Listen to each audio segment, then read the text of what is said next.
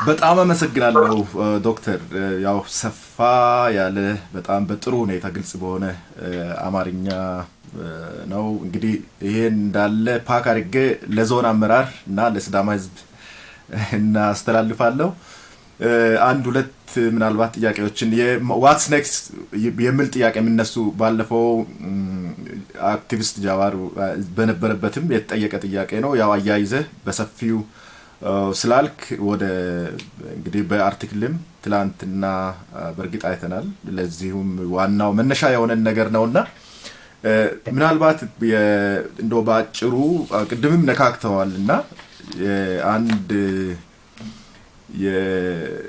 ከሲሳይ አጋና ጋር ሲታረቅ 2017 ላይ መሰለኝ ፖለቲካዊ ብሶቶችን ለማርገብ ያልከው ነገር አለ በሲዳማ ውስጥ ፕራክቲካሊ የታየ ጥሩ አርገ ገልጸሃል። እንግዲህ በምሳሌ ነበርና የሲዳማን ኬዝ አንስተ ዛሬም ያነሳው ነገር አለ የክልሉ ፕሬዝዳንት ማድረግ በክልሉ ምክር ቤት በካቢኔ ውስጥ በብዛት ድምጽ የማግኘት ሐዋሳን ወደ ሐዋሳ መቀየር እና ብዙ ሌሎች እንግዲህ የከተማ ውስጥ የመሬት የመስጠት እነዚህ በጣም ማኒፑሌት የማድረግ አካሄድ ነበረ። በጣም ፈኒ ነገር እንግዲህ የልማት ተቋም የነበረውን በሚገርም ሁኔታ በቃለ ጉባኤ ፈርሶ መጀመሪያ የሚያስፈልጋችሁ ልማት ነው ተብሎ በጣም ይሄ ተራ የውንብድና አይነት በቃ ሸፍጥ የሚባል ነገር የተሰራበት በብሔረሰቡ ነበርና የሲዳማ ክልል ጥያቄ ራስን በራስ የማስተዳደር ጥያቄ እንግዲህ አንተም እንዳየው በትግል ውስጥም እንዳለ ሰው ረጅም እድሜን የፈጀ ብዙ ዋጋ የተከፈለበት ብዙ ሰዎች የሞቱበት የተፈናቀሉበት እንደገና ደግሞ ወደ ጎዳና የወጡበትና ብዙ ማለት ይቻላል ስጋቱ አለ። አሁንም ምናልባት የቀድሞ የነበረው በ1997 የነበረው አይነት ነገር ይሄ ጥያቄውን የመቀልበስ ስጋቶች አሉ እና እሱስ በአሁኑ ጊዜ እንዴት ኮምፓራቲቭሊ አሁን ያለው አሁን አጠቃላይ በአገሪቷ ውስጥ ካለው ለውጥ አንፃር እና እንዴት ይታያል ነው። ከዚሁ ጋር ደግሞ አያይዘህ እንድታነሳ የሚፈልገው የስጋት በዛ ውስጡ የሚኖሩት አንስተዋል። እንደው ብሪፍሊ አሁንም የሚነሱ ጥያቄዎች አሉ። ያስወጡሃል ሐዋሳ ክልል ከሆነ የሚነሱ ጥያቄዎች አሉና ይሄ ስጋት መነሳት ያለበት ነውስ? ከዚህ በፊትስ አብረን አልነበርንም? ሲዳማ ውስጥ ከወረዳ ከቀበሌ አንስቶ እንግዲህ ብዙ ለዘመናት የኖሩ ሰዎች አሉና እስቲ ሁለቱን ሳላደክሚ ባጭሩ ብዙ ስለተናገር። ልክ ነው። አይ ቲንክ ከሲዳማ ዞን የሚጠበቀው ነገር ልክ ነው። የመድፋፋት ስጋት ይኖራል። ይሄንን ጥያቄ አሁንም አድበስብሶ የማለፍ ስጋት ተገቢ ስጋት ነው። እንደዛ እንዳይሆን በጥንቃቄ ለመብት መቆም ያስፈልጋል። የሲዳማ ወጣት ከመቼውም ጊዜ በላይ ይሄንን በጥንቃቄ ማየት ያስፈልገዋል። ምክንያቱም ይሄ ጥያቄ የህዝብ ጥያቄ ነው እንጂ የሊቃን ጥያቄ አይደለም። የሊቃን ጥያቄ ቢሆን ኖሮ ሊቃንን ኮኦፕት በማድረግ ጥያቄው ይመለስ ነበር። እስካሁን አለመመለሱ የሚያሳየው ይሄንን መሬት በመስጠት ስልጣን በመስጠት ቦታ ሪዘርቭ በማድረግ በካቢኔ ውስጥ ወዘተ እንደዚህ አይነት የማስታገሻ ስራዎችን በመስራት አዳዲስ ደንበኞችን ከሲዳማ ወጣቶች ውስጥ በመመልመል ማለት ለገዢው ፓርቲ ያደሩ አዳዲስ ደንበኞች ጥቅመኛ ደንበኞች ፖለቲከኞችን በመመልመል ጥያቄውን መመለስና ማዳፈን የሚቻል ቢሆን ኖሮ እስካሁን ድረስ አይቆይም ነበር። ያ አያስኬድም የሚለውን የነ ጠቅላይ ሚኒስትር አብይ መንግስት ከመቼውም ጊዜ በላይ የሚረዳ ይመስለኛል።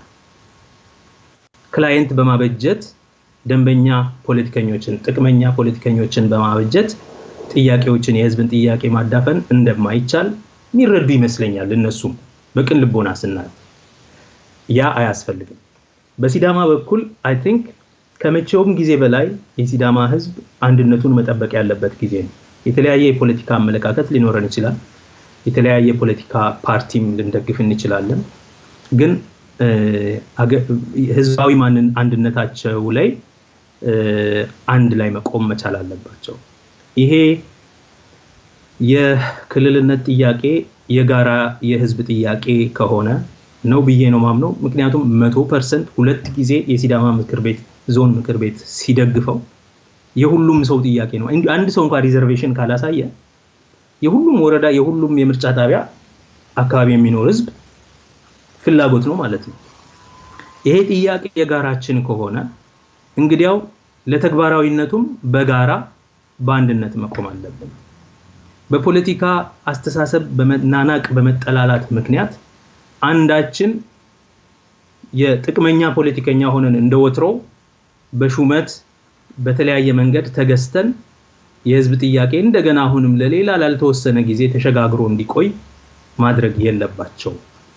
ከፌደራል መንግስት በኩል የሚነሱ መከራከሪያ መልእክቶች ምንድናቸው? ዋናው ነገር ልማት እና መልካም አስተዳደር ነው እንጂ የማንነት የብሔር ጉዳይ አይደለም። ይሄ ደግሞ ከየት ይመነጫል? ዋናው ችግራችን ድህነት፣ ዋናው ችግራችን ሙስናና ሌብነት ነው እንጂ የማንነት ጉዳይ አይደለም። ከተማውን ማናስተዳደረው ክልሉን ማናስተዳደረው የሚለው ጉዳይ አይደለም። መልካም አስተዳደር እስካመጣ ድረስ ማንም ሊያስተዳድረው ይችላል። ልማት እስካመጣ ድረስ ድህነትን እስከቀረፈ ድረስ ማንም ሊያስተዳድር ይችላል። ሌባ የሆነ ሲዳማ ራሱን ከሚያስተዳድር መልካም የሆነ ሌላ ሰው ቢያስተዳድር ምን ችግር አለው የሚል የብልጣብልጥ ንግግር አለ አሁን ከናብይ አካባቢ የሚሰማው። እንደዛ አይነት ንግግር ለሚናገሩ ሰዎች ጥሩ መፍትሄ ምን ነው? ሲዳማስ መልካም አስተዳደር አይችልም ወይ? ሲዳማስ ከሙስና የጸዳ አስተዳደር ማስተዳደር አይችልም ወይ? ሲዳማስ ልማትን ማምጣት ልማትን ማስተዳደር አይችልም ወይ የሚል ግልጽ ምላሽ ማሳየት ያስፈልጋል። አይ ነው በጣም ብዙ ኮሚትድ የሆኑ የተማሩ ብሪሊየንት የሆኑ ወጣት ልጆች እንዳሉ አውቃለሁ። ምናልባት ብዙዎቹ ፖለቲካሊ ኢኒሺየትድ ላይሆኑ ይችላሉ። የፖለቲካ ተነሳሽነት ላይኖራቸው ይችላል። ይሄ የፖለቲካ ጉዳይም አይደለም። ይሄ የአገር ግንባታ ጉዳይ ነው። የክልል ግንባታ ጉዳይ ነው። የአንድ ህዝብ ፖለቲካዊ ዴስቲኒ ግንባታ ጉዳይ ነው። ስለዚህ እንደዚህ በማለት ለህዝቡ ለብሔሩ ክብር የሚመጥን አስተዳደራዊ ብቃት፣ የአመራር ብቃት፣ የስነ ምግባር ንጽህና ከሌብነት የጸዳ ማለት ነው። ይሄ የኮኦፕቴሽን የጥቅመኝነት ፖለቲካን ወደ ጎን መተው። ምክንያቱም አሁን ያለው ትልቁ አደጋ የቄሮን አብዮት ምናልባት ሊከልሰው የሚችለው የናብይ ብልጣብልጥነት ወይም የሌሎች የድሮ አይነት ፖለቲካ የሚመኙ ሰዎች ጥንካሬ ሳይሆን የቄሮዎች ከራሳቸው መካከል ጥቅመኛ ፖለቲከኞችን መውለድ ከጀመሩ ማፍራት ከጀመሩ ያኔ ይሄ አብዮት ይከለሳል። ሪቫይዝ ይደረጋል፣ ሪቪዥን ያጋጥመዋል። ይሄ ነው ትልቁ ቻሌንጅ። አሁን በተለያየ መንገድ ወደ ጥቅመኝነት ይካሄዳል። ስራ ያልነበረው ስራ ያገኛል። ቄሮንና ደራጅ ያለው ሆዴድ ይመለምላል። መሬት ያልነበረው መሬት ያገኛል። ሀብት ያልነበረው ሀብት ያገኛል፣ በብድር መልክ ይሁን በተለያየ መንገድ። ከዛ በኋላ እንደ ከመንግስት ጋር ይደራጃል፣ የመንግስት ቄሮ ማለት ነው። በዚህ መንገድ አብዮትን ያፍናል። እንደዛ እንዳይሆን የኦሮሚያ ግድ የለም ድሮም ቢሆን ክልል አለው፣ ቢያንስ ይበለሻሽ የጊዜ ጉዳይ ነው፣ ይጠራል። የዚህ ግን የክልል መሆን ታሪካዊ ቅጽበት ላይ ነው ያለ ነው። ታሪካዊ ሞመንት ነው። ኢትስ ኤ ሂስቶሪክ ሞመንት። በዚህ ጊዜ ላይ ሁሉ ህዝብ እንደ አንድ መቆም አለበት። ምክንያቱም ሁላችሁ አንድ ላይ ነው ቮት ያደረጋችሁት። 100% ቮት አደረገ ማለት ትንሽ እንኳን ሪዘርቬሽን ያለው ሰው የለም ማለት ነው። ስለዚህ በዚህ ጊዜ አንድ ከመሆን ውጪ ሌላ አማራጭ የለም። ለመገዛት ያላጎበደደ ትውልድ ነው የሚያስፈልገው። ጥንካሬን፣ ንጽህና፣ የመንፈስ ልዕልና፣ ብቃት ያለው ትውልድ አመራር፣ የዛሬ ብቻ ሳይሆን የወደፊቱን የሚያዋልድ ትውልድ ነው መሆን ያለበት። ዛሬ ሲዳማ አፎርድ የምታደርገው እንደዚህ አይነት አመራር ለዛሬ መሪ ብቻ መሆን ሳይሆን ለወደፊትም በታሪክም የሚታወስ በታሪክም መንገድ የቀደደ ትውልድ፣ ለታሪክም አሳልፎ የሚሰጥ ታሪካዊ የነበረውን ስህተት የሚያርም ትውልድ። ይሄ ትውልድ በጥቅመኝነት ያንን ስራ መስራት አይችልም። በተገዥነት በደንበኝነት ለበላይ ጠባቂዎች ደንበኛ በመሆን ክላይንት በመሆን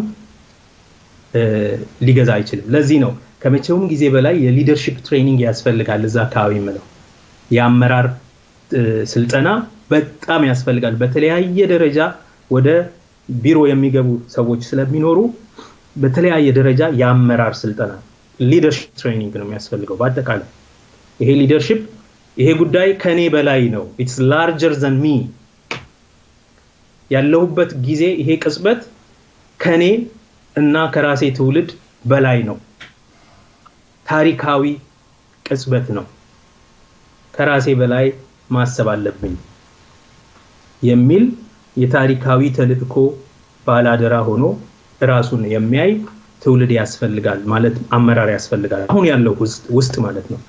ከዚህ አንፃር ያንን ካደረግን በሌሎችም ዘንድ የሚያስከብር የመንፈስ ልዕልና ካሳየን ደግና በጎ የሆነ አመለካከት ለሁሉም ሰው ነገር ግን ለመብታችን ደግሞ በጽናት የምንቆም ከሆነን ኃላፊነት ቢሰጠን አብይም እንኳን የማያፍርብን እሱ የሚጠላው ይሄ ሌባ አስተዳደር ማለት ሙሰኛ አስተዳደር ምናምን ነው አይደለም መልካም እሱም እንኳን ወደ ሐዋሳሲያ የሚኮራባቸው አሉ ብሎ የሚያርፍባቸው እነዛ በቃ እሱ ብሎ የሚተማመንባቸው እሱ ብቻ ሳይሆን ማንንም ሰው የሚተማመንባቸው የአመራር ኃይል I am sure አሉ እድል አልተሰጣቸውም እንጂ በዛ ውይይት ከአብይ ጋር በነበረው ውይይት ያየሁት እሱን ነው።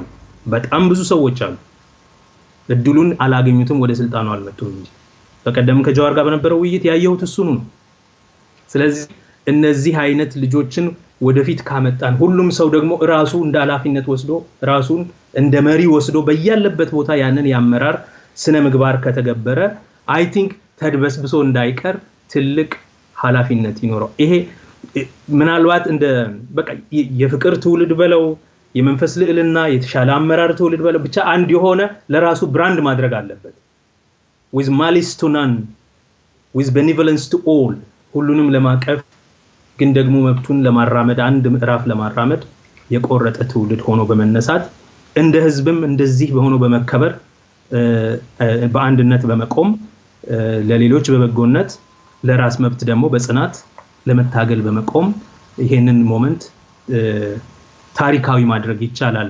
ዝም ብሎ የፖለቲካ ጥቅመኞች ተገስተው የተነሳውን የመብት ጥያቄ አድፋፍተው እንዳያልፉ። ምክንያቱም እንዲህ ትልቅ ከሆንክ በተራ ማንንም አይገዛህም። እንዲህ ትልቅ ከሆንክ በተራ ብሶት ማስታገሻ ጉዳዩ አይታለፍም። ለቁመና የሚመጥን አገር ለአገር ቁመና ለህዝብ ቁመና የሚመጥን አመራር የሚመኝ ትውልድ ነኝ ካልክ ማንንም ሰው እንደፈለገ በተራ ጥቅምና የፖለቲካ ስልጣን ተናርጎ አሸማቆ ወይም ገዝቶ ወደ ራሱ አይወስድህም ብያምናለሁ። ጥያቄው በዚህ መንገድ ሊታይ ሊከበር ይገባል። ሁለተኛ ያነሳው ጥያቄ የአናሳ ቡድኖች መብት የሚባለው ማይኖሪቲ ራይትስ በአጠቃላይ የኢትዮጵያ ህገ መንግስት ድክመት ነው። ይሄ በአጠቃላይ አዳዲስ የድሮ ማይኖሪቲ የብሔር ማይኖሪቲ የብሔር አናሳ የነበሩ በብሔር ረገድ በቁጥራቸው ምክንያት አናሳ ተደርገው ይታዩ የነበሩ በፖለቲካ ስልጣንም አናሳ ሆነው የኖሩ ሰዎችን ችግር ለመፍታት ሲባል ሁሉም ብሔር ብሔረሰብና ህዝብ ሉዓላዊ መብት አለው ብሎ በህገ መንግስት አስቀምጧል። እነዚህ አዳዲስ ሉዓላዊነት ስልጣን ያላቸው ቡድኖች ሲታወቁ ግን አዲስ አናሳ ቡድኖች በውስጣቸው እንደሚፈጠሩና እነዛን እንዴት አድርገን እንደምንከባከብ መብታቸውን እንደምንጠብቅ ምንም አይነት ስኪም አላስቀመጥም። የግለሰቦች መብትን በህገ መንግስት እውቅና ሰጥተናል። ነገር ግን የቡድኖች የአናሳ ቡድኖች መብትን እውቅና ለመስጠቱ የኢትዮጵያ ህገ መንግስት አንዱ ጉድለት ነው ብዬ አምናለሁ።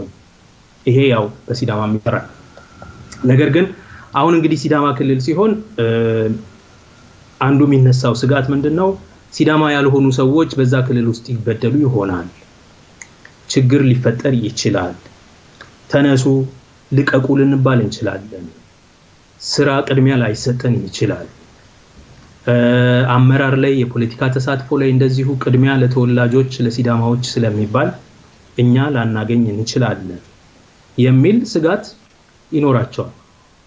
ይሄ ስጋት ግን መሰረተ ቢስ ነው የምንልበት ምክንያት እስከዛሬም ድረስ በጣም ብዙ ህዝቦች በተለያዩ ከተሞች ውስጥ ከሲዳማ ህዝብ ጋር ኖረዋል። መብታቸው የትም ቦታ አልተጎዳም።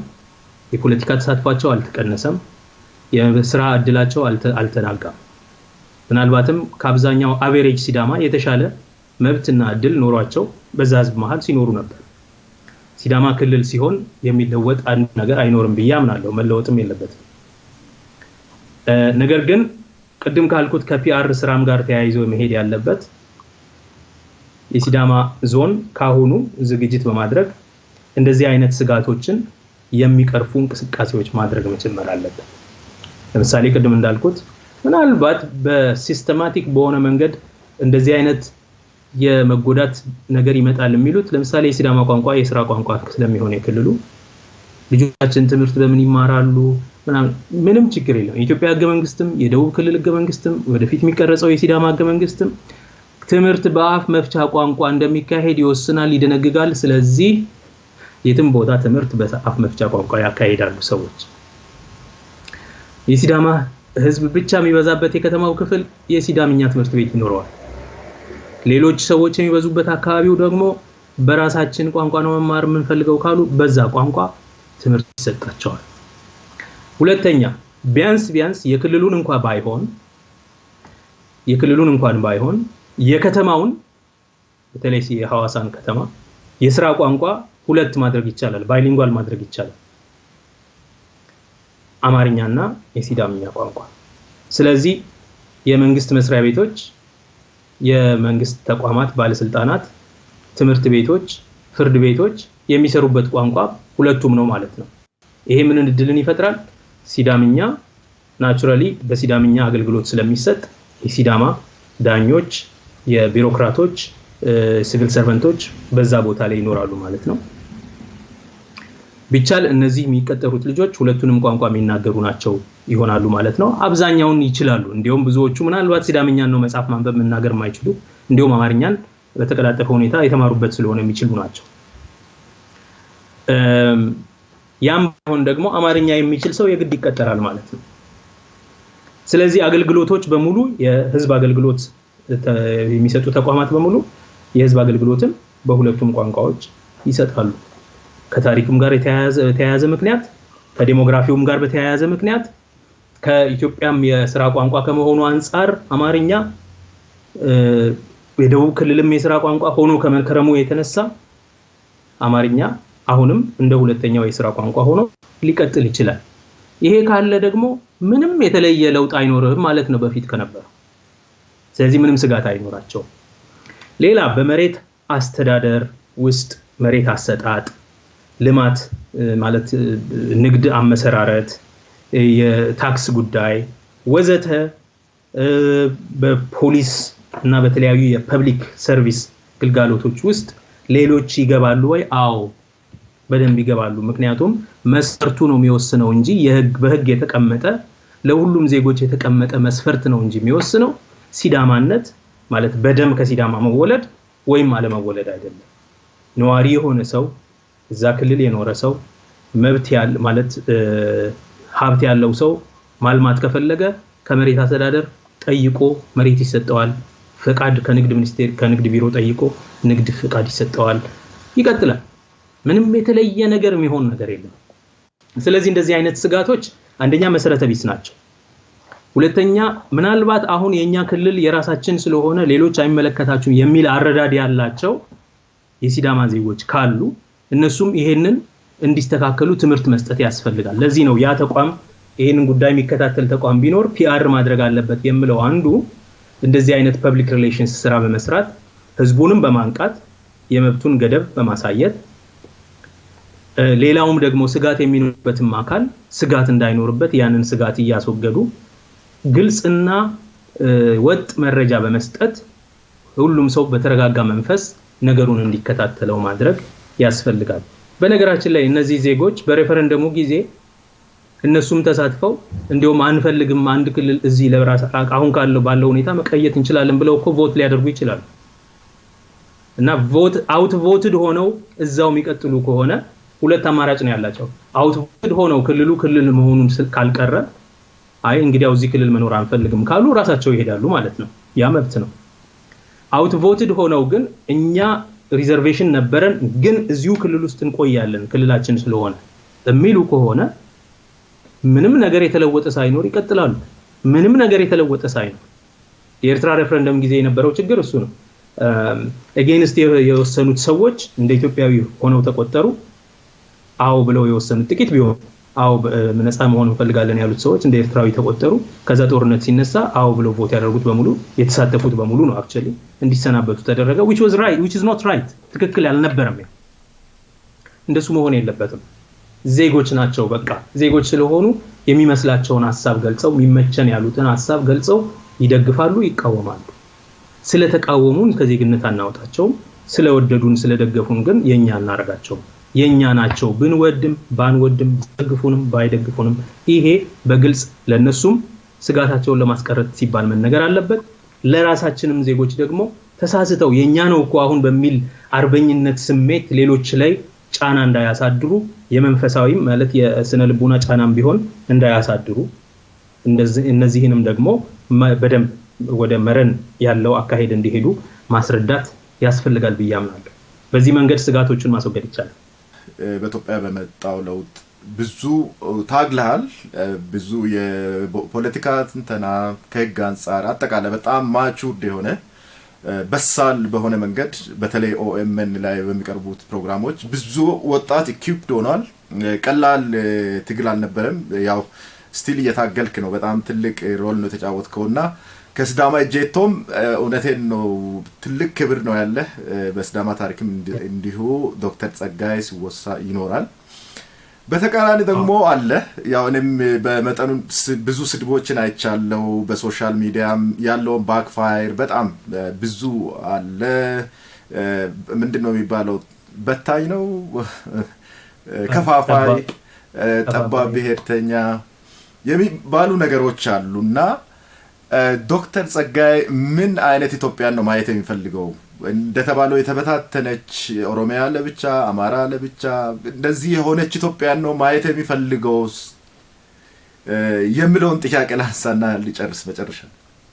መልካም ይሄ በጣም ጥሩ ጥያቄ ነው። ደጋግሜ ተናግሬበታለሁ። ግን ሁሉ ጊዜ ሰው ሳይሰማው ሌላውን ነገር ይዞ እየሮጠ ሳይሰማኝ በአንድ ቦክስ ውስጥ ምሮኛል። እኔ በነገራችን ላይ አሁንም ደጋግሜ የምለው እኔ ፖለቲካ ሰው አይደለሁም ታጋይም አይደለሁኝም። አስተማሪ ነኝ ብዬ አምናለሁኝ። ያንን ደግሞ በክላስ ሩም ብቻ ሳይሆን በክፍል ውስጥ ብቻ ሳይሆን ከክፍል ውጭ ማስተምራለሁ እና ተገቢም ነው ብዬ አምናለሁ። የተማርኩ ሰው ከሆንኩኝ ያንን የተማርኩትን ነገር ማሰራጨት ያስፈልገኛል በጽሁፍም በንግግርም ብዬ ስለማምን ከዚህ የበለጠ ያደረኩት ነገር የለም። ሰው ግን እንደ ትልቅ አስተዋጽኦ አድርጎ ያው የተለያየ ክብር ደረጃ ይሰጣል። እግዚአብሔር ይስጥልኝ ያክብርልኝ ከማለት በላይ ምንም የምለው ነገር የለም። ነገር ግን እኔ ብዙም አድርግ ያለው ብዬ አላምንም። ስራዬን ነው የምሰራው። በኢትዮጵያ ውስጥ ባለው ፖለቲካ ያው ብዙ ሰዎች ከራሳቸው ከቆሙበት ቦታ ሆነው ከፋፋይ ነው፣ ጽንፈኛ ነው፣ በታኝ ነው፣ ዘረኛ ነው ምናምን የሚል ንግግር ይናገራሉ። ተገንጣይ ነው፣ ኦነግ ነው ምናምን ይላሉ። it's very interesting ለኔ እና ይሄ ያው የሰዎችን የመረዳት ደረጃ ከሚያሳየው ቀር እኔን አይገልጸኝም። ጸጋይ የሚመኛት ኢትዮጵያ ምን አይነት ነች የሚለውን ከዚህ በፊት ከዋዜማ ሬዲዮ ጋር ከዶክተር ሰማኸኝ ከሚባል ምሁር ጋር ስንከራከር ይሄን ሐሳብ በዝርዝር አስቀምጬ ነበር። አሁንም ደጋግሜ የምገልጸው ሁሉ ጊዜም ጸጋይ የሚመኛት ኢትዮጵያ ሁሉን አቀፍ የሆነች ሁሉንም ሰው አካታች የሆነች ሁሉንም አሳታፊ የሆነች የሁሉንም መብት በእኩል ደረጃ እውቅና የምትሰጥ የተደላደለ ዜግነት ለሁሉም እኩል የምታጎናጽፍ የዜግነት እና የማንነት መስፈርቷ በመርህ ላይ የተመሰረተ በመንግባባበት በተነጋገርንበት በተደራደርንበት በህግ ተቀርጾ በሚቀመጡ መርሆች ላይ የተመሰረተ ማንነት የሆነች አገር እመኛለሁ። ስለዚህ የማንነቷ መግለጫ የሆኑ ቋንቋዎች፣ ምልክቶች ለምሳሌ ሰንደቅ ዓላማ፣ አርማዎች፣ መዝሙሮች የሁሉንም የኢትዮጵያ ብሔር ብሔረሰቦች ድምጾች እና ከለሮች የሚያንጸባርቁ እንዲሆኑ እመኛለሁ። ኢትዮጵያዊ ነው ተብሎ ሲነገር እስከዛሬ ድረስ ኢትዮጵያዊነት በጣም ጠባብ ከሆነ ከአንድ ካቴጎሪ 70% የኢትዮጵያ ህዝብ ከማይገልጽ ህዝብ፣ ባህል፣ ቋንቋ፣ ሃይማኖት ጋር ተያይዞ ነው የሚገለጸው። አማርኛ እናግሮ ኢትዮጵያዊ ነህ ሲል ሰው ለኪያን ያፋን ኦሮሞን በደመለ ያፋን አማራን ቤኩ ስትለው ውይ ይሄማ ኢትዮጵያዊነቱን ካደ ይልሃል። ለምን? ኦሮምኛ የተናገረ ሰው ኢትዮጵያዊ መሆን አይችልም? ሶማሊኛ የተናገረ ሰው ኢትዮጵያዊ መሆን አይችልም? ይሄ ያቆስለኛል፣ ያደማኛል። ይሄ ለምሳሌ እኔ ኢትዮጵያ ውስጥ ስኖር ቦሌ መንገድ አንድ ዘመን ቤት ተከራይቼ ይኖር ነበርና ከቦሌ መንገድ ታክሲ ውስጥ ሆኜ ታክሲ ውስጥ የተወሰኑ ሰዎች ተሳፈሩና ሶማሊኛ ቋንቋ ይናገራሉ በብዛት እኔ ያውቃቸዋለሁ በአጋጣሚ። እና እነዚህ ከሶማሊ ክልል የኢትዮጵያ ፓርላማ አባላት ናቸው። እኔ ወደ 6 ኪሎ ነው የሚሄደው፣ እነሱ ወደ 4 ኪሎ ወደ ፓርላማ ነው የሚሄዱት። እና አንድ 3-4 ሆነው በሶማሊኛ እየተነጋገሩ ጮክ ብለው እያወሩ ይገባሉ። እና የሆነ ቦታ ሲደርሱ ሂሳብ ሊጠይቃቸው ወሪያ አቡ ዝም ብላችሁ ሂሳብ ክፈሉ ምናምን ነገር ብሎ በጣም የሚገርም ነገር ተናገራቸው። ትዝም አላላቸውም። እነሱ እየተንጫጩ የራሳቸውን የሚመስላቸውን ከፈሉ። አይበቃም ለማለት ተመልሶ እንደዛ እዚህ ዝም ብሎ በሰው ሀገር እዚህ ምናምን ብሎ ብዙ ነገር ተናገረ። እዛ ደነገጥኩኝ እኔ። እነሱ ካሁንም ከቆብም አልጻፉም። እንዴ ማን እንደሆኑ ታውቃለህ ወይ አልኩኝ። እነዚህ ሰዎች እኮ ኢትዮጵያውያን ናቸው። ለምንድን ነው እንደዚህ የምትላቸው? እና ምን ማለት ነው? ኢትዮጵያዊ ማለት አማርኛ ይናገራል እንጂ ሌላ ቋንቋ የሚናገር ከሆነ ኢትዮጵያዊ አይደለም እያላቸው። እና እነዚህ ሰዎች መጨረሻ ላይ 4 ኪሎ ወርደው ሄዱ ወደ ምክር ቤት። እነዚህ ሰዎች ኢትዮጵያዊ ብቻ ሳይሆን የኢትዮጵያ ፓርላማ አባል ናቸው። የኢትዮጵያ ሕዝብ ወኪል ናቸው። ለኢትዮጵያ ሕዝብ የሚናገሩ ሰዎች ናቸው። እነዚህን ሰዎች ነው ኢትዮጵያዊ አይደሉም ብሎ ሲያጣጥል፣ ሲሰድብ፣ ከፍ ዝቅ ሲያደርግ የነበረው። እንደዚህ አይነት ንግግሮች በየቦታው ነው ያሉት፣ በስፋት ነው ያሉት። እኔ ጸጋዬ አራርሳ በኢትዮጵያ ምክር ቤት ውስጥ በ2007 ህገ መንግስት አስተምሬ ሲጨርስ አንድ ትልቅ የፓርላማ አባል ተነስተው እኛስ የጠበቅነው ሌላ ነበረ፣ አንተ ግን እውነተኛ ኢትዮጵያዊ ነህ፣ እውነተኛ ኢትዮጵያዊ ማለት ይሄ ነው ብለው ተናገሩ። እና በጣም ደንጬ ማይኩን ይዤ what is that supposed to mean? Is that supposed to be a compliment? ብዬ መጠየቅ ነበረብኝ። ምን ማለት ነው? እኔ እንደ ኢትዮጵያዊ አልታየሁም ነበረ ጸጋዬ አራርሳ ስለሆንኩኝ።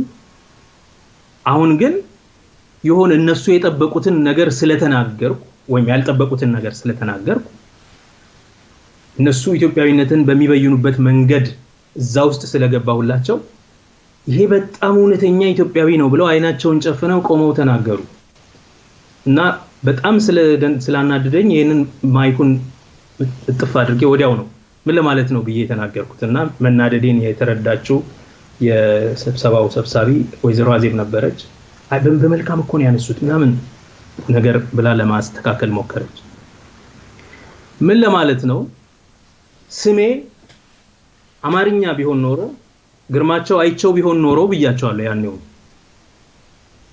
አበበ በቀለ ቢሆን ኖሮ እውነተኛ ኢትዮጵያዊ ነው ብላችሁ አትንዘረዘሩም ነበር። ስሜ ረጋሳ አራርሳ ስለሆነ ግን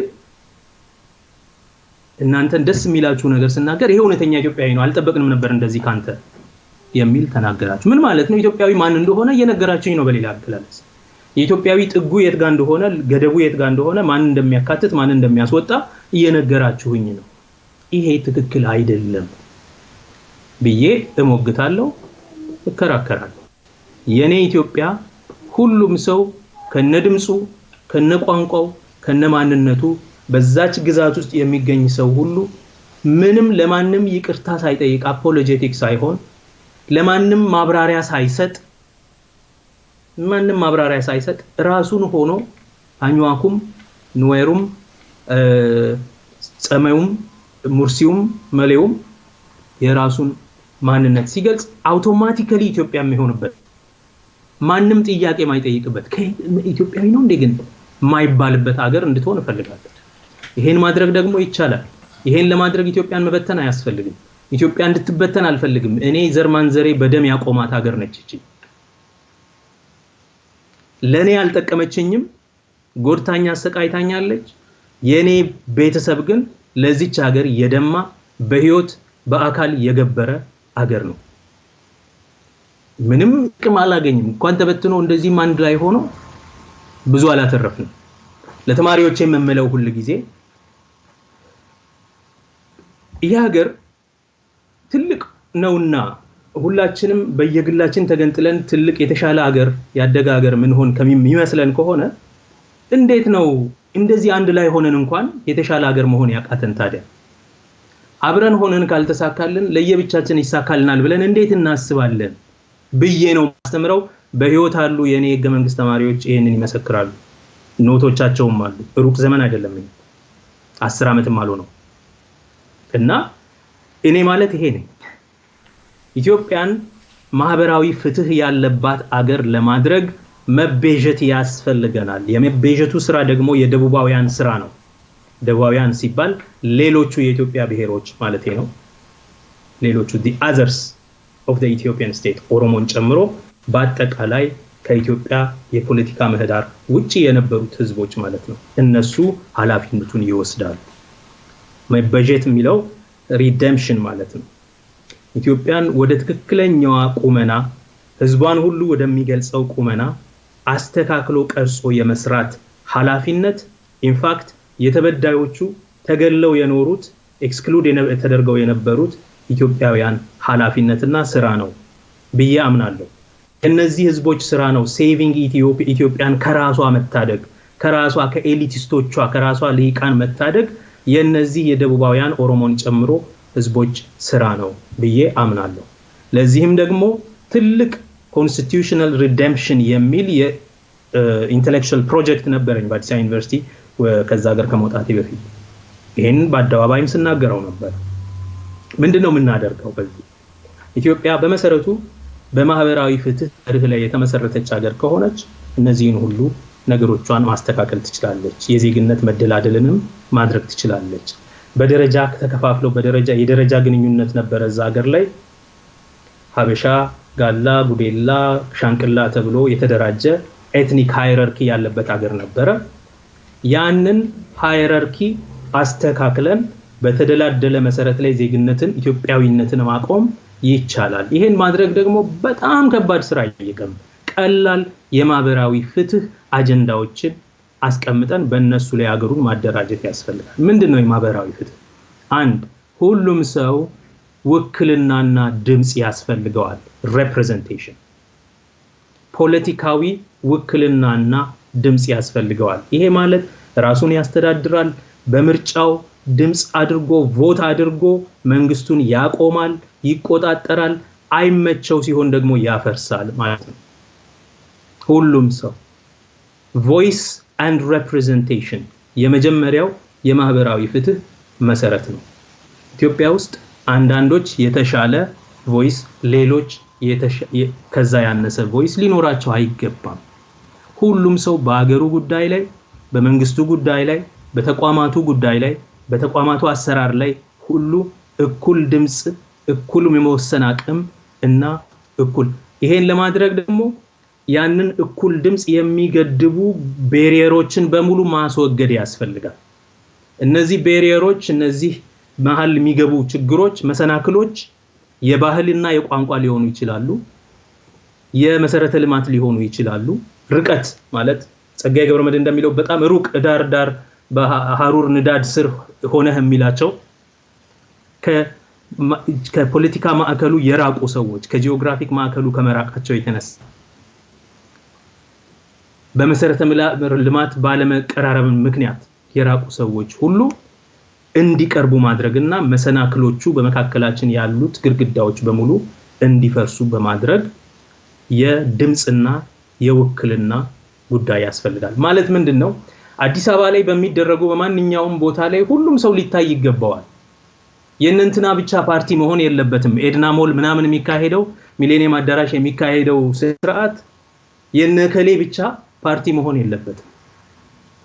የሁላቸውም የግፉአኑ ጸጋዬ ገብረመድህን በ1963 እኔ ሳልወለድ የማላውቅህ የምታውቀኝ የሚሏቸው የነዛ ህዝቦች ሁሉ ስነ ስርዓት መሆን አለበት የሚካሄደው ነገር ሁሉ። ማህበራዊ ፍትህ የመጀመሪያው ቅንጣት ፖለቲካል ሪፕሬዘንቴሽን and voice ድምጽ ያስፈልጋል። ሁለተኛ ኢትዮጵያ አሁንም በተደላደለ መሰረት ላይ ለህዝቦቿ ቁመና የሚመጥን ማንነት እንዲኖራትና የተሻለች ሀገር እንድትሆን ምንመኝ ከሆነ ፍትሃዊ የሆነ የሀብት የእድሎች እና የስልጣን ክፍፍል ያስፈልጋታል። redistribution of wealth and resources, redistribution of opportunities, redistribution of political power ማለት ነው። ባንዳንዶች በሞኖፖል የተያዘ የስልጣን የእድሎች ማለት የትምህርት ለምሳሌ ማለት ነው እና የኃይል የሀብት ክፍፍል ያስፈልጋል።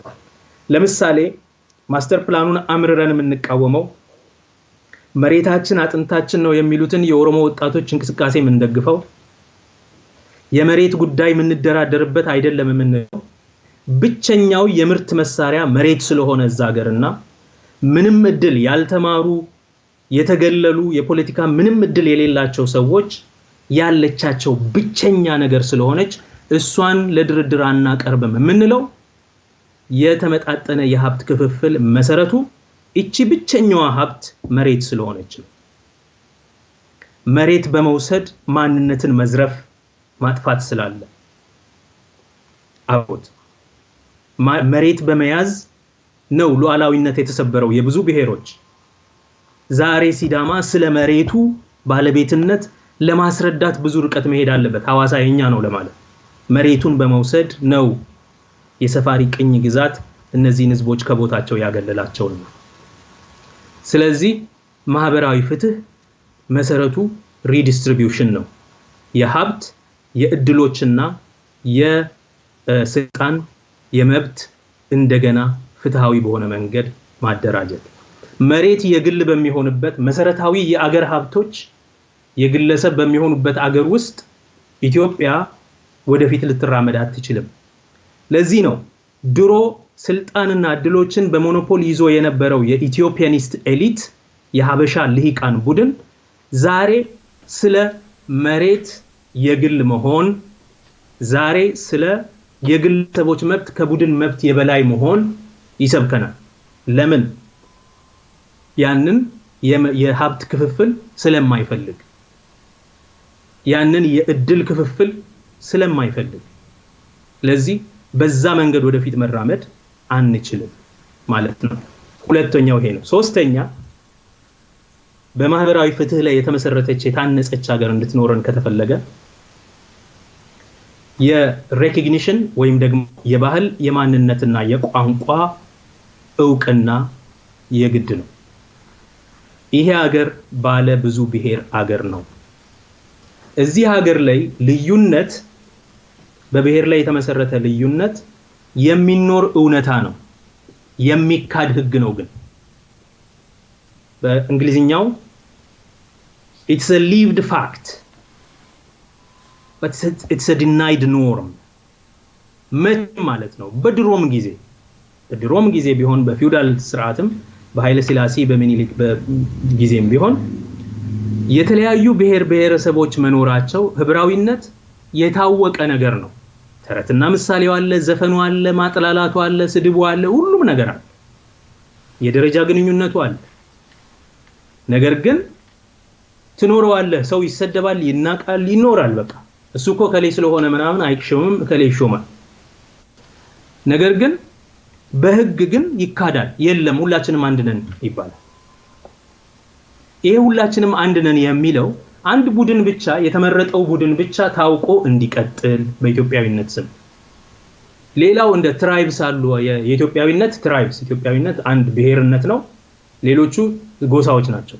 ስለዚህ ዛሬ ስለ ፌደራሊዝም ስንናገር ስለ ጎሳ ፌደራሊዝም እናወራለን። የጎሳ ጉዳይ አይደለም። ኢንፋክት አልፈው እኮ የዝንጀሮ ፌደራሊዝም ነው ይሄ ምናምን የሚሉ ሰዎች አሉ። ዛሬ ከማጣጣል የተነሳ ዘረኞች እንዳልሆኑ የብሔር መብት የሚያነሱ ሰዎችን ዘረኛ ይላሉ። ዘረኞች ሆነው ዘር ቆጥረው ሰውን ከስልጣን ከእድል ማዕከል እንዳላራቁ ዛሬ እነሱ የመብት ጥያቄ የሚያነሱ ሰዎችን ዘረኞች፣ ጠባቦች እያሉ ለማውገዝ ይሞክራሉ። ዛሬ አልፈው ዘር ለገበሬ ነው ይላሉ። የገበሬ ልጅ ያልሆነ ኢትዮጵያ ውስጥ የለም። አያቱ ገበሬ ነው። ምክንያቱም ይሄ የኢንዱስትሪያል የንግድ ሀገር አይደለም። ማንም ሰው ገበሬ ነው። አያቱ ቅድመ አያቱ ገበሬ ነው። ዛሬም ገበሬ የሆኑ ሰዎች ደግሞ አሉ። ነገር ግን ገበሬ ባለ ሀገር ነው። ገበሬ ያልሰለጠነ ነው። ገበሬ የሚጠላና የሚናቅ ነው ለማለት ዘር የሚዘራው እሱ ስለሆነ በዘር ማሰብ የገበሬ ነው የባለ ሀገር ሰው ነው ብለው የሚናገሩ ፕሪቪሌጅድ መሆናቸውን እንኳን የማያውቁ ሰዎች አሉ። ይሄ ትክክል አይመስለኝም። ስለዚህ እዚህ ሀገር ላይ ይሄን ሁሉ ማስተካከል የሚቻለው ዕውቅና በመስጠት ነው። ሬኮግኒሽን። ይሄ ሬኮግኒሽን የባህል፣ የቋንቋ፣ የማንነት ዕውቅና መስጠት ማለት ነው። ይሄን ከምናደርግበት መንገድ አንዱ የብሔር መብቶችን ማወቅ፣ የቡድኖችን መብት በግልጽ ማወቅ። ምክንያቱም የቡድኖችን መብት ስናጠፋ ስለነበር ዛገር እነዚህ ዛሬ ያሉ ብሔር ብሔረሰቦች እኮ ከጥፋት ዘመቻ የተረፉ ናቸው። በግልጽ በተደረጉ የወራሪ ኢምፔሪያሊስቶች ጥፋት ዘመቻ የተረፉ ናቸው። ከባርነት የተረፉ ሰዎች ናቸው። ከመረሳት የተረፉ ሰዎች ናቸው። ከመረሳትና ከመጥፋት የተረፉ ሰዎች ናቸው። እነዚህ የተረፉ ሰዎችን እንደ ቡድን ስለሆኑ የተበደሉት የቡድን መብታቸውን ዕውቅና መስጠት ሬኮግኒሽን 1። በእነዚህ ቡድኖች ውስጥ ደግሞ ያሉ አባላቱን እንደ ዜጎች እኩል መብት ያለ መለያየት ዲስክሪሚኔት ያለ መደረግ መብትን ዕውቅና በመስጠት ችግር ባለባቸው አካባቢ ደግሞ የድጋፍ እርምጃ አፈርማቲቭ አክሽን በመስጠት ህገ መንግስቱም እንደሚለው ታሪካዊ የፍትህ ጉድለቶችን በማስተካከል ይላል። ታሪካዊ የፍትህ ጉድለቶች ቢኖሩ እነዚህን የፍትህ ጉድለቶች በማስተካከል ይሄን ሀገር በተደላደለ መሰረት ላይ እንደገና አንጾ መገንባት ይቻላል። በዚህ ላይ መገንባት መቻል ለምሳሌ እኔ ከምናፍቀው ኢትዮጵያ ውስጥ አንድ ቋንቋ የበላይነት ያለበት ሀገር ሳይሆን ሁሉም ቋንቋ የሚነገርበት። ደቡብ አፍሪካ አንተ የምትኖርበት ሀገር ደቡብ አፍሪካ 11ዱም ቋንቋዎች ኦፊሻል ናቸው። የፕሬዝዳንቱ ንግግሮች ስቴት ኦፍ ዘ ዩኒየን አድሬስ በ11ዱም ቋንቋዎች የመንግስት ዌብሳይት ላይ ይቀመጣሉ። አብዛኛው ሰው ግን የሚናገረውና ለመንግስትና ለአገልግሎት ስራ ተጠቃሚነት የሚቀናው እንግሊዝኛና አፍሪካንስ ነው። ስለዚህ እነዚህ ሁለት ቋንቋዎች አሁን በስራ ላይ አሉ።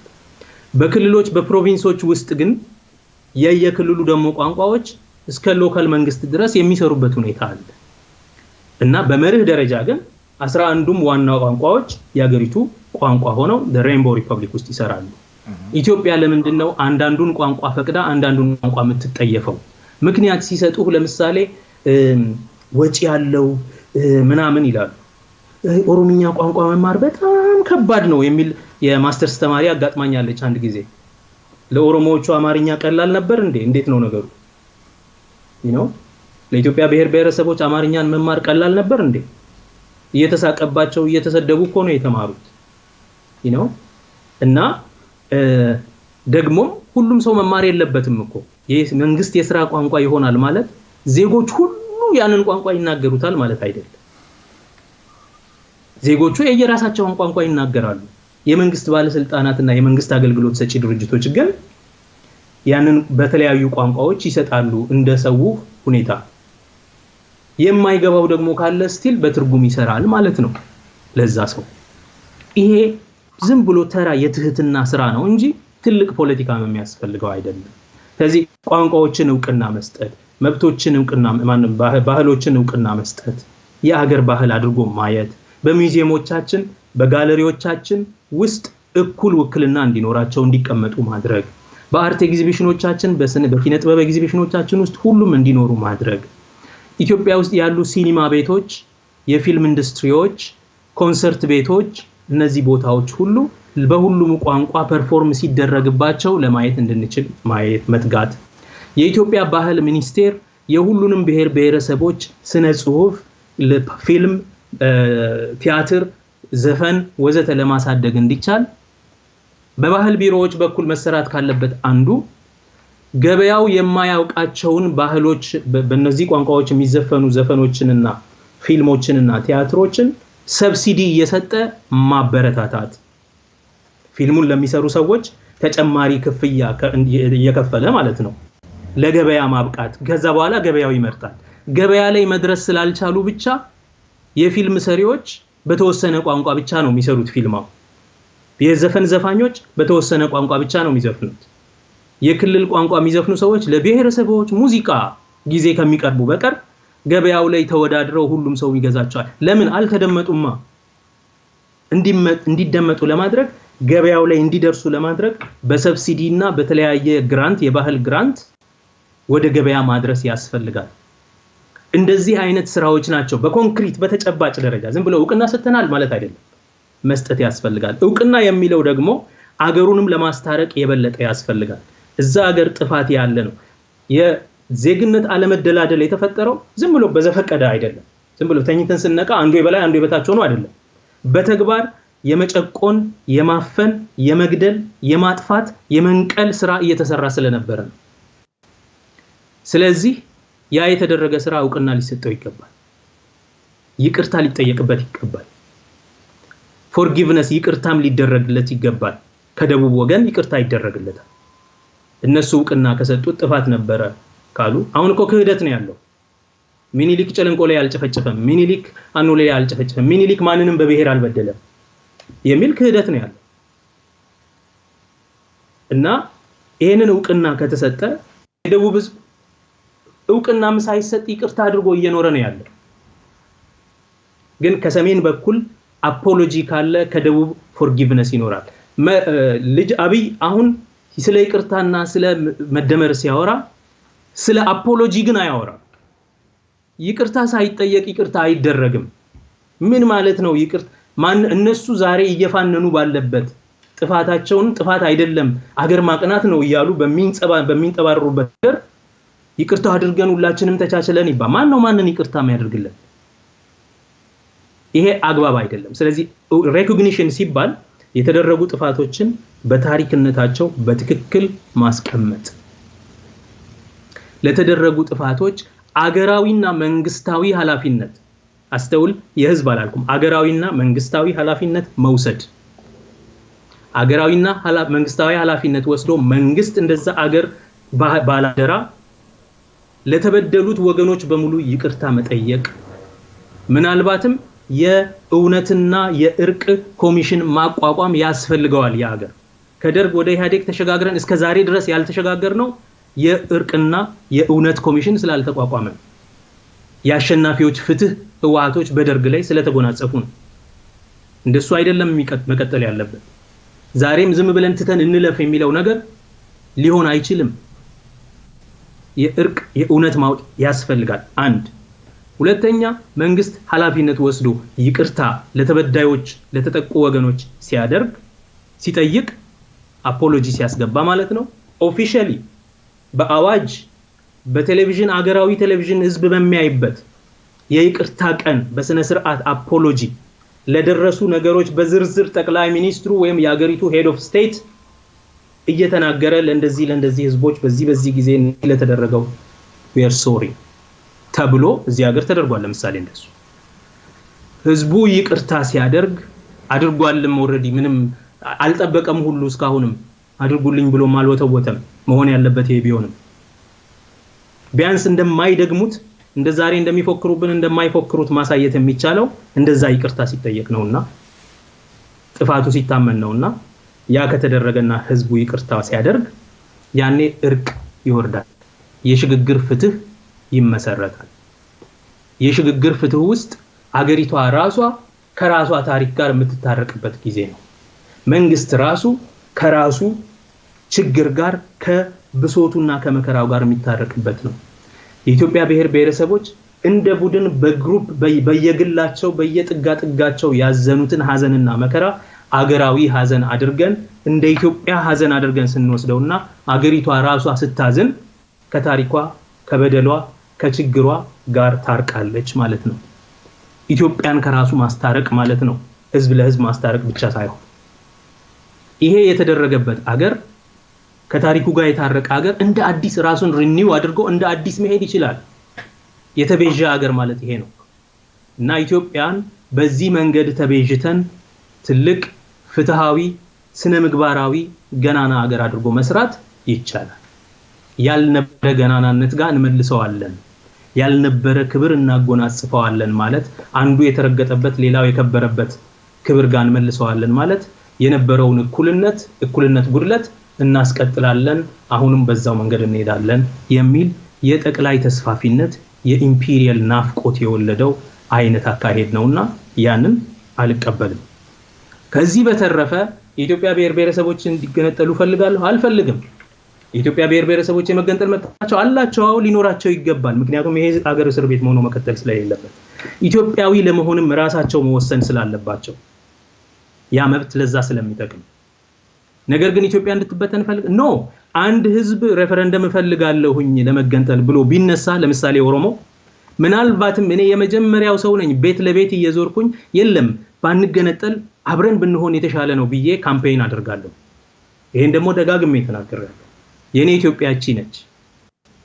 የምጠይቀው የፍትህ ጥያቄ የማህበራዊ ፍትህ ጥያቄ ማለትም የሪፕሬዘንቴሽን የሪዲስትሪቢዩሽን እና የሬኮግኒሽን ጥያቄ ነው እንጂ አገር የመበተን አንዱን አስወጥቶ ሌላውን የመሾም አንዱን አንግሶ ሌላውን የማኮሰስ አይደለም። ሁሉንም አስተካክሎ በእኩል መሰረት ላይ አቁሞ ማየት ነው። ሁሉንም ሰው የሁሉንም ሰው ጭንቀት ፍርሃት የምትቀበል ሀገር የምታስተናግድ ሀገር መመስረት ነው። ካልሆነማ እኔ ስለ ሲዳማ ምን አገባኝና ነው ማወራው? ስለ ቅማንት ስለ ወልቃይት ለምንድን ነው ማወራው? አንዱን ቡድን መርጬ ተገንጥዬ መሄድ የምፈልግ ቢሆን ይሄ ሁሉ አያስፈልገኝም። እኔ ደግሞ ማስተምረው የኢትዮጵያን ህገ መንግስት ነው። የኢትዮጵያን ዓለም አቀፍ ግዴታዎች የሚመለከት ህጎች ነው ማስተምረው። ምናገረውን በዚህ ላይ ነው። ከዚህ ውጪ ተናግሬ አላውቅም። ነገር ግን ሁሉ ጊዜ የአክራሪ ጽንፈኛ የኦሮሞ አክቲቪስት የኦሮሞ ምሁር ምናምን እየተባለ ይነገራል። እሱ እንግዲህ እንደ ተናጋሪው የተናጋሪውን የእውቀት ደረጃና የፕሬጁዲስ ደረጃ የጥላቻ ደረጃ ከሚያሳይ በቀር እኔን ይገልጻል ብዬ አላምንም። ይሄው ነው። በጣም አመሰግናለሁ። በሲዳማ ሚዲያ ኔትወርክ እና በሲዳማ ህዝብ ስም እንግዲህ በመጨረሻ ለሲዳማ እጀቶች አጭር መልእክት እንግዲህ እንደሚወዱህ በጣም እንደሚያከብሩህ ያው በልባቸው ስትደመር ያገኙሃል። ያው አንተም መቼ እንደምትደመር አይታወቅም እንጂ ለሲዳማ ዞን አስተዳደርም በጣም ከበቂ በላይ የተቀመጠ ነገር አለ። በተለይ ለሲዳማ እጀቶ የምታስተላልፈው መልእክት ካለ ማለት የቀረ ነገር ካለ ብለህ እንጨርሳለን ዶክተር። ለነሱ የማስተላልፈው መልእክት የማይገባኝን ክብር ስለሰጣችሁኝ እግዚአብሔር ያክብራችሁ እላለሁ። ከዛ ባሻገር ትልቅ ስራ ሰርታችኋል። ትልቅ ስራ ከፊታችሁ ይቀራል። የትልቅ አመራር ብቃት መታሳዩበት፣ ትልቅ ስነ ምግባር መታሳዩበት፣ መብታችሁን ተናጥቃችሁ በተግባር ላይ የምታውሉበት፣ ነገር ግን መብታችሁን ተናጥቃችሁ ደግሞ ለህዝብ መብት የምትናጠቁ ታታሪዎች፣ ህዝብን የምትወዱ የራሳችሁን ህዝብ ብቻ ሳይሆን በመካከላችሁ የሚኖረውን ማንኛውንም ህዝብ የምትወዱ ያንን ህዝብ ደግሞ ለመንከባከብ እስከ መጨረሻው ድረስ የምትፋለሙ እንደምትሆኑ ተስፋ አደርጋለሁ። ከዚህ በፊት እንደገለጽኩት ተስፋዎቼ ናችሁ፣ የመነቃቃት ምንጭ ናችሁ። ብርታታችሁ ያነቃቃኛል፣ ያስቀናኛል። የእናንተ ብርታት የእናንተ በትዕግስት እስከ ዛሬ ድረስ ይሄን መብት እየጠየቃችሁ መቆየት፣ ለዚህ መብት መታገል ለኔ የብርታት ምንጭ ነው። ምናልባትም ደግሞ አሁን ከሌላው የኢትዮጵያ አካባቢ ሁሉ ካሉ ወጣቶች የበለጠ ትልቅ ኃላፊነት በእናንተ ላይ ወድቋል ብዬ አምናለሁ። ምክንያቱም የጀመራችሁት ስራ ይሄንን ክልል አድርጎ የማብቃት እና መብቱን ተጠቃሚ እንዲሆን ማድረግ ለእናንተ ብቻ ሳይሆን ወደፊትም ይሄንን ጥያቄ ለሚጠይቁ ሌሎች የኢትዮጵያ ብሔር ብሔረሰቦችና ህዝቦች ምሳሌ ሆኖ ሞዴል ሆኖ የሚያገለግል ስለሆነ እናንተ የምትሰሩት ስራ ለኢትዮጵያ ታሪክ አዲስ ምዕራፍ የሚከፍት ይሆናል ብዬ አምናለሁ። ለኢትዮጵያ ህገ መንግስታዊ ስርዓት መተግበር መቃናት፣ ለኢትዮጵያ ብሔር ብሔረሰቦችና ህዝቦች እኩልነት ተጠቃሚ እንዲሆኑ የእኩልነት መብት ተጠቃሚ እንዲሆኑ ለማድረግ በሚደረገው ጥረት ውስጥ የእናንተ ስራ ትልቅ ስራ ሆኖ ይቆያል ብዬ አምናለሁ። የጀመራችሁት ስራ ታሪካዊ ነው። ከታሪካዊነቱ አንፃር ከእለት በእለት ከሚካሄድ ተራ የፖለቲካ ትርፍ ያለፈ ስራ ለምትሰሩ በመረዳት ትልቅ የፖለቲካ ስብዕና፣ ትልቅ የሥነ ምግባር ስብዕና፣ ትልቅ የአመራር ስብዕና በሐዋሳና በአካባቢዎቿ ላይ እያሳያችሁ ለሀገሪቱም ተስፋ ለክልሉም ለአካባቢውም ህዝብ በሙሉ ተስፋ ሆናችሁ እንድትቀጥሉ ለመምከር ፈልጋለሁ። እኔ እንኳን መካሪ መሆን አልችልም፣ ሩቅ ነኝ፣ ከችግሩ ቦታ በጣም ሩቅ ነኝ፣ ያለባችሁን ችግር አላውቅም። ግን በዛ ውስጥም ሆናችሁ ቢሆን የተሻለ አመራር እስካሁን ከነበረው የተሻለ የመንፈስ ልዕልና የሚያሳይ ወጣት ትውልድ የተሻለ ድፍረት በሰላማዊ መንገድ በተሻለ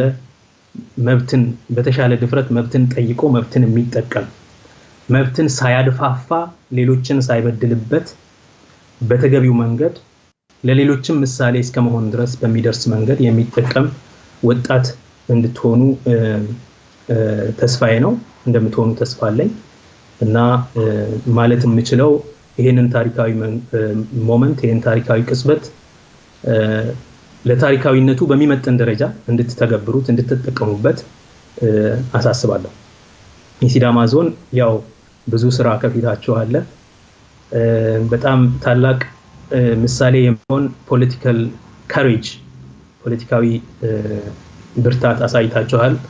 ለሬፈረንደም ቮት ስታደርጉ የህዝባችሁን ድምጽ ሰምታችሁ፣ ስለዚህ አሁን ደግሞ የቀረውን ስራ ለመፈጸም ተግታችሁ አስፈላጊውን ድርጅት አደራጅታችሁ የተስፋ የማይቆርጥ አሁንም በጽናት ለመብቱ የሚቆም የዞን አስተዳደር ሆናችሁ እንድትቀጥሉ እመክራለሁ። ያው ኦሬዲ የጀመራችሁት ስራ ስለሆነ again ምንም አዲስ ምለው ነገር አይኖርኝም። ነገር ግን ከመቼውም ጊዜ በላይ በእናንተ ላይ ብዙ አይኖች አሉ። ያደናቅፏችሁ ሊያፍገመግሟችሁ የሚፈልጉ ሰዎች አሉ። ምንም እኮ የተሻለ አዲስ ነገር አይፈጥሩም፣ ዝም ብለው ነው ሆይ የሚሉት የልሂቃን ጥያቄ ነው ምናምን ተብሎ ሊያጣጥላችሁ የሚፈልግ ስላለ ስተታችሁን የሚናፍቅ በጣም ብዙ ሰው ስላለ እንዳትሳሳቱ። በጥንቃቄ ታሪካዊ ኃላፊነት እንዳለበት አመራር፣ የትውልድ ሸክም እንዳለበት አመራር፣ የነጻነት ሸክም ከፊታችሁ እየመጣ እንዳለበት አመራር ለዛ ለሚመጣው ነጻነት ለሚመጣው ክልላዊ ስልጣን የሚመጥን ፖለቲካዊ ስብዕና ማሳደግ መጀመር አለባችሁ። የምትሰሩት ስራ ለዛሬ ብቻ ሳይሆን ለወደፊቱም ትውልድ ስለሆነ የወደፊቱ ትውልድ አዲስ ምዕራፍ እንደከፈታችሁ ሰዎች ስለሆነ የሚያያችሁ እንደዛው እንዲያነባችሁ ለዛ የሚመጥን ተግባር እያደረጋችሁ እንድትቆዩ ለማሳሰብ እወዳለሁ። ከዛ በተረፈ እኔ የተወለድኩት ሻኪሶ ነው፣ ጉጂ ዞን እና ከሻኪሶ በልጅነቴ ወደ አዲስ አበባ ስመጣ ሁሉ ጊዜ የማልፈው ያው በሲዳማ ዞን ነው። ማለት ቦሬን ካለፍክ ጀምሮ በሙሉ የሲዳማ ነው፣ ሀገር ሰላም፣ ይርጋለም ወዘተ እየተባለ ማለት ነውና በሐዋሳ አልፈን ነው እንግዲህ አዲስ አበባ የምንመጣውና እነዚህ ከተሞች ለኔ ልዩ ስሜት አላቸው። መልካም ምድሩም አፈሩም ሁሉም ነገር ነው የሚታየኝ። ከቀይ አፈር ወደ ጥቁር አፈር የምንገባበት ቦታ ምናምንና ምናልባትም ከምታስቡት በላይ የተለየ ፋሲኔሽን ለሲዳማ ያለኝ በዛ ምክንያት ሊሆን ይችላል እና በጣም እናፍቀዋለሁ ያንን ሀገር። አንድ ቀን ሁላችሁንም በአካል መጥቼ እንደማይ ተስፋ አድርጋለሁ። ይሄንን ነው ማለት የምችለው። አመሰግናለሁ። ያክብርልኝ ስላከበራችሁኝ። እወዳችኋለሁ። ዶክተር እኛም የሲዳማ ህዝብን በጣም ይወዳል። ጥሪያችንን አክብረህ በጣም ረጅም ሰዓት ለሰጠህን በጣም ለዚህ ለብርቅ ወይ ለውድ ሰዓት በሲዳማ ሚዲያ ኔትወርክ ስም በጣም አመሰግናለሁ። ሌላ ጊዜ ደግሞ እንግዲህ ሳናስቸግር አንቀርም። እንደዚህ የሚጣፍጥ ነገር እየወጣ በተመሳሳይ በሌላ ርዕሰ ጉዳይ ደግሞ እንገናኛለን ብዬ ተስፋ አድርጋለሁ። ለዛሬ እዚህ እናበቃለን። እግዚአብሔር ያክብርልን። እኔም እግዚአብሔር ያክብርልኝ። አመሰግናለሁ። መልካም ጊዜ። አሜን።